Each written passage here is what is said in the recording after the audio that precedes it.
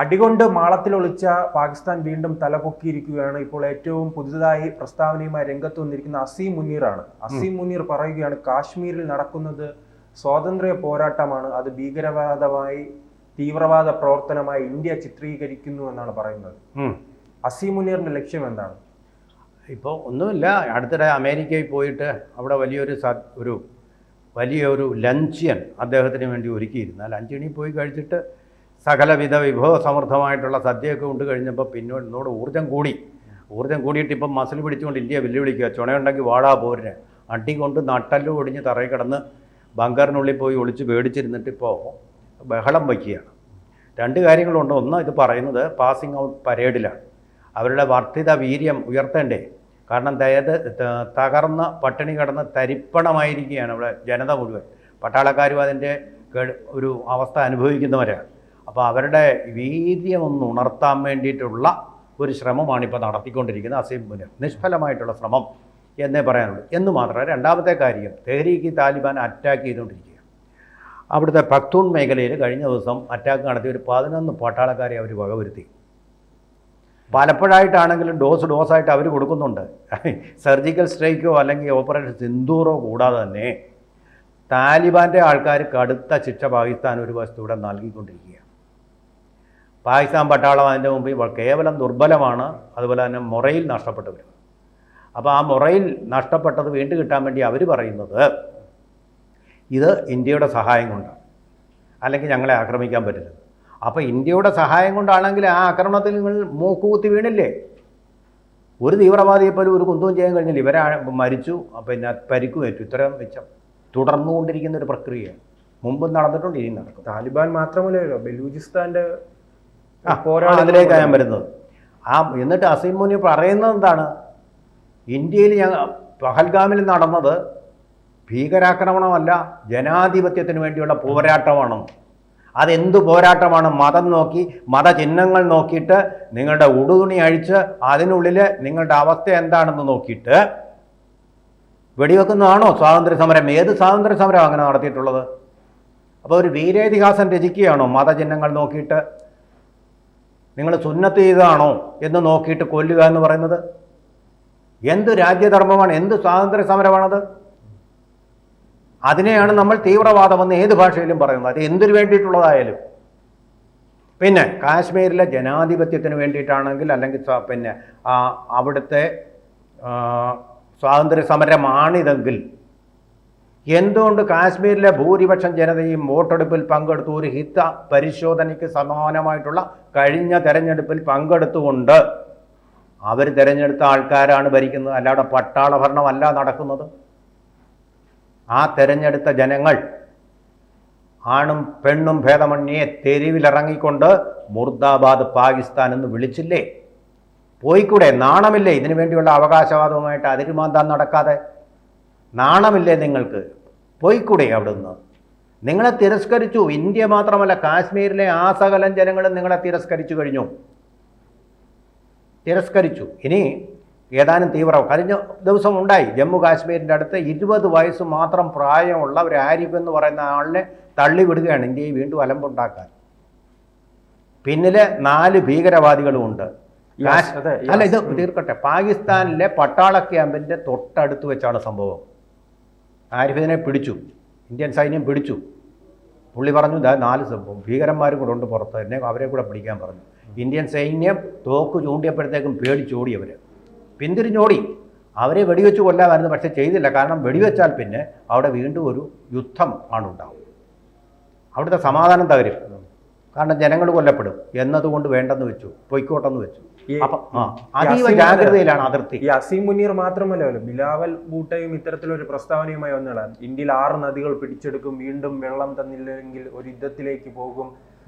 Sir ആദ്യം സൂചിപ്പിച്ചതുപോലെ തന്നെ അമേരിക്കയുടെ ഒരു പിന്തുണ ഉണ്ടോ ഇതിന്? അമേരിക്കയുടെ പിന്തുണ? അമേരിക്ക അങ്ങനൊന്നും പിന്തുണയൊന്നും കൊടുക്കില്ലെന്നേ. അമേരിക്കയ്ക്ക് ഇതൊരു നാണക്കേടുണ്ട്. കാരണം അവരുടെ F-35 വിമാനം തകർത്തിട്ടു. കഴിഞ്ഞ തവണ റഷ്യയും അവരുടെ F-15 ആണെന്ന് ഉക്രൈന് കൊടുത്തത്. അവിടെ ആക്രി സാധനങ്ങളെല്ലാം ഉക്രൈന് കൊടുത്തുകൊണ്ടിരിക്കുക. ഇപ്പോൾ അത് വിറ്റ് കാശ് വാങ്ങിച്ചുകൊണ്ടിരിക്കുക. പുള്ളി നല്ല മുതലാളിയാണ്, ലാഭക്കൊതിയനായ മുതലാളി. ആദ്യം ഇടിച്ച് തകർത്ത് കളഞ്ഞു റഷ്യ. നാണക്കേട്. ഫാൻറ്റം വിമാനം ഒരെണ്ണം നമ്മുടെ തിരുവനന്തപുരം അന്താരാഷ്ട്ര വിമാനത്തിൽ കിടക്കുക. അതെങ്ങനെ റിപ്പയർ ചെയ്യണമെന്ന് ഇതുവരെ അറിയാൻ വയ്യ. ജന്മത്ത് റിപ്പയർ ചെയ്യാൻ നന്നാവാത്ത സാധനങ്ങൾ, ആക്രി സാധനങ്ങളാണ് ഈ ലോക്ഹീഡിൻ്റെ വളരെ പ്രസിദ്ധമായിട്ടുള്ള വിമാനങ്ങളെന്ന് പറഞ്ഞാൽ ഫാൻറ്റം വിമാനങ്ങളെന്നാണ് പറയുന്നത്. ഫാൻറ്റം, എന്ത് ഫാൻറ്റം? ഇപ്പോൾ അവിടെ ഗോസ്റ്റായിട്ട് കിടക്കുക, പ്രേതമായിട്ട് കിടക്കുക തിരുവനന്തപുരം വിമാനത്താവളത്തിൽ. അങ്ങനെയാണ് അവരുടെ ക്വാളിറ്റി. അങ്ങനെ അമേരിക്കയുടെ ക്വാളിറ്റി നമ്മൾ വെളിപ്പെടുത്തി കഴിഞ്ഞു. നമ്മൾ എക്സ്പോസ് ചെയ്തു, റഷ്യ എക്സ്പോസ് ചെയ്തു. ഇതാ ഇപ്പോൾ ബ്രിട്ടീഷ് റോയൽ നേവിയുടെ അകമ്പടിയോടുകൂടിയാണ് തിരുവനന്തപുരത്ത് വന്ന് ബ്രിട്ടീഷുകാർ വരെ എക്സ്പോസ് ചെയ്തു. എത്ര ടെക്നീഷ്യന്മാർ വന്നിട്ടും അത് ശരിയാക്കാൻ പറ്റിയില്ല. ഇപ്പോൾ ഇന്ത്യൻ ഗവൺമെൻറ് ഇപ്പോൾ അവർക്ക് തറവാടകം വാങ്ങിച്ചുകൊണ്ടിരിക്കുക. ഇത് വെറുതെ ഇവിടെ കൊണ്ടിടാൻ പറ്റത്തില്ല, തറവാടകം തന്നോളാൻ പറഞ്ഞിരിക്കുക. ദിവസങ്ങളായി ഇങ്ങനെ ഒരിക്കലും സർവീസ് ചെയ്യാൻ മെയിൻ്റനൻസ് ചെയ്യാനും കഴിയാത്ത ഒന്നാണെന്നും ഇന്ത്യയുടെ ആകാശ് മിസൈലുകൾക്ക് തകർക്കാൻ കഴിയുന്ന ഒന്നാണെന്നും അതുപോലെ തന്നെ റഷ്യയുടെ മിസൈലുകൾക്കും ഡ്രോൺ വെച്ചാണ് തകർത്തതെന്നാണ് പറയുന്നത്, ഡ്രോണുകൾക്കും തകർക്കാൻ കഴിയുന്ന ഒന്നാണെന്നും തെളിഞ്ഞു കഴിഞ്ഞു. അപ്പോൾ ഇയാൾക്ക് കച്ചവടം മാത്രമേ ഉള്ളൂ. കച്ചവടം നടത്തണമെങ്കിൽ ഈ പാകിസ്ഥാൻ്റെ കയ്യിൽ പൈസ വേണ്ടേ? എന്തെങ്കിലും വാങ്ങിക്കാം. നക്കാപ്പിച്ച കാശുണ്ടോ? ആകപ്പാടെ ഉള്ളത് ലോകബാങ്ക് കൊടുത്ത കുറച്ച് കടമായിട്ട് കിട്ടിയ പണമോ? അവിടെ പട്ടിണിയാണ്. അപ്പോൾ കഴിഞ്ഞ ദിവസം രാജസ്ഥാൻ്റെ അതിർത്തിയിൽ 2 പേര് മരിച്ച നിലയിൽ കണ്ടെത്തി. മിക്കവാറും പാകിസ്ഥാൻകാരായിരിക്കണം. കാരണം 2 പേരും മരിച്ചിരിക്കുന്നത് പട്ടിണി കൊണ്ടും നിർജ്ജലീകരണം കൊണ്ടുമാണ്. ഇത് രണ്ടും പാകിസ്ഥാനിലുണ്ട്. ഇപ്പോൾ വെള്ളം ആവശ്യത്തിന് കിട്ടാനില്ല, ദുരിതം അനുഭവിക്കുകയാണ്. പിന്നെ അതുപോലെ തന്നെ പട്ടിണി കിടക്കുകയാണ്. ചരക്ക് നീക്കം, ഇന്ത്യൻ കപ്പലുകൾ അങ്ങോട്ട് പോകുന്ന പരിപാടി നിർത്തി എന്ന് മാത്രമല്ല, ഇന്ത്യയുടെ തുറമുഖങ്ങൾക്കടുത്ത് പാകിസ്ഥാൻ്റെ കപ്പലുകൾ വരാൻ സമ്മതിക്കുകയില്ല. ചുറ്റിത്തിരിഞ്ഞ് മൂക്കെ തുടരണമെങ്കിൽ ഇപ്പോൾ ഇങ്ങനെയാണ് ആ കപ്പലുകൾ വരുന്നത്. അതിൽ കൂടിയാണ് പാകിസ്ഥാന് ചരക്ക് കിട്ടിക്കൊണ്ടിരുന്നത്. സ്വയം പര്യാപ്തതയില്ല, ഒരു കാര്യത്തിലും ഇല്ല. ഭക്ഷണത്തിൻ്റെ കാര്യത്തിലില്ല. കഴുതകളുടെ കാര്യത്തിൽ മാത്രമേ ഉള്ളൂ സ്വയം പര്യാപ്തത. അതിലൊരു കഴുതയാണ് ഈ ബിലാവൽ ഭൂട്ടോ. അതാണ് ഞങ്ങൾ ഇന്ത്യയിലെ നദികൾ പിടിച്ചെടുക്കുമെന്ന് പറയുന്നത്.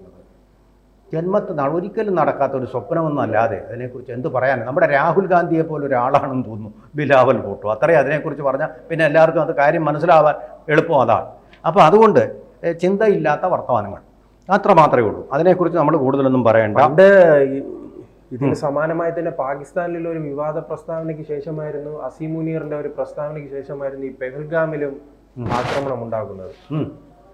അപ്പോൾ വീണ്ടും ഇന്ത്യ ജാഗ്രത പുലർത്തണമോ? ജാഗ്രതയാണല്ലോ. ഓപ്പറേഷൻ സിന്ദൂർ കഴിഞ്ഞിട്ടില്ലല്ലോ.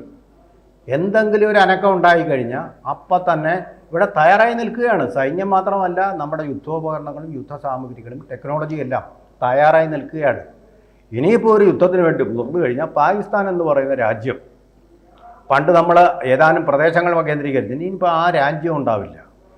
ഇത് നമ്മൾ മാത്രമല്ല ഈ പാകിസ്ഥാനെ വലിയ ശല്യമായിട്ട് കാണുന്നത്. തെഹരീക്ക് താലിബാൻ എന്ന് പറയുന്ന സംഘടനയെ അങ്ങനെ തന്നെ കാണുന്നു. എന്ന് മാത്രമല്ല, അവിടെ ഒരു സ്വാതന്ത്ര്യ സമരം പാകിസ്ഥാൻ അകത്ത് നടക്കുന്നുണ്ട്, യഥാർത്ഥ സ്വാതന്ത്ര്യ സമരം. അത് ഈ മതം നോക്കി മുണ്ടുപൊക്കി നോക്കിയിട്ടല്ല അവർ ആക്രമിക്കുന്നത്. കാലങ്ങളായി വർഷങ്ങളായിട്ട് എല്ലാ ധാതു സമ്പത്തിൻ്റെയും ഉറവിടമായിട്ടും 5 പൈസയുടെ വരുമാനം കിട്ടാതെ പാകിസ്ഥാൻ ഒരു സഹായം ചെയ്യാൻ പറ്റും വേണ്ടേ? സഹായവും ചെയ്യാതെ ദുരിതം അനുഭവിക്കുന്ന ഒരു ജനത ബലൂചിസ്ഥാനിലുണ്ട്. ആ ബലൂചിസ്ഥാൻ ശരിയായ രീതിയിലുള്ള സ്വാതന്ത്ര്യ സമരം അവിടെ നടക്കുന്നുണ്ട്. ആദ്യം നിങ്ങൾ ബലൂചിസ്ഥാന് സ്വാതന്ത്ര്യം കൊടുക്കുക, എന്നിട്ട് ഈ ഭീകരവാദത്തെയൊക്കെ സ്വാതന്ത്ര്യ സമര പോരാട്ടമെന്ന് വിശേഷിപ്പിക്കുക. അതിൽ അന്തസ്സുണ്ട്. അവർ സ്വാതന്ത്ര്യം കൊടുക്കുകയുമില്ല, ഭീകരവാദത്തെ സ്വാതന്ത്ര്യ സമരമായിട്ട് ചിത്രീകരിക്കുക. ആദ്യം ഇവർ ആദിമ നിവാസികളെ കൊണ്ടാണ് കാശ്മീർ പിടിച്ചടക്കാൻ ശ്രമിച്ചത്. ഇന്ത്യൻ പട്ടാളം തകർത്ത് തരിപ്പണമാക്കിയത്. വിമാനത്തിലാണ് ഡൽഹിയിൽ നിന്ന് പട്ടാളം പോയിട്ട് തകർത്ത് തരിപ്പണമാക്കിയത് കാശ്മീരികളും.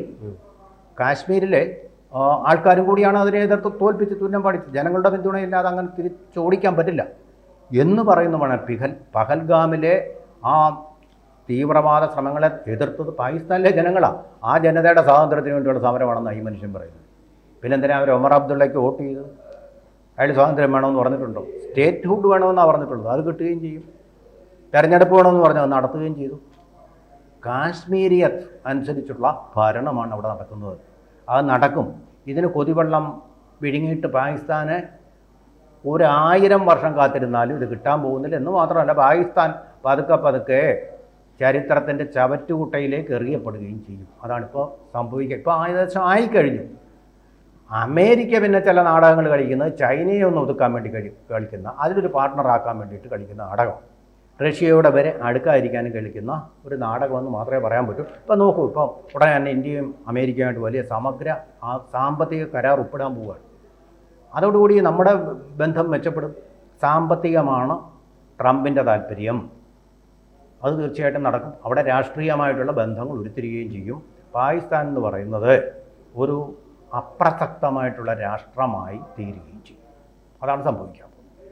കൂടുതൽ വാർത്തകളും വിശേഷങ്ങളും നിങ്ങളിലേക്ക് എത്താൻ ABC മലയാളം സബ്സ്ക്രൈബ് ചെയ്യുക, ബെൽ ബട്ടണും അമർത്തുക.